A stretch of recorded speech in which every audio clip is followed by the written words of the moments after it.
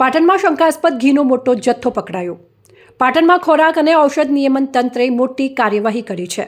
તંત્રને 11 માર્ચના રોજ શંકાસ્પદ ઘી અંગે બાતમી મળી હતી. આ બાતમીના આધારે ઊંઝા હાઈવે પર આવેલા પાર્થ એસેટમાં તપાસ હાથ ધરવામાં આવી હતી. આ તપાસ દરમિયાન 2 ગોડાઉન બંધ મળ્યા હતા. FBO મોદી રાકેશભાઈ મુકેશભાઈનો સંપર્ક કરવાનો પ્રયત્ન કરવામાં આવ્યો હતો, પરંતુ તેઓ હાજર ન થતાં બંને ગોડાઉન સીલ કરવામાં આવ્યા હતા. બાલીસણા પોલીસને પણ જાણ કરવામાં આવી હતી. 15 દિવસ બાદ મંગળવારે વેપારી હાજર થયા હતા. તંત્રની ટીમે પોલીસ બંદોબસ્ત સાથે ગોડાઉન ખોલ્યું હતું. અંદરથી જુદી જુદી બ્રાન્ડના 10 ઘી અને 1 તેલના નમૂના લેવામાં આવ્યા છે.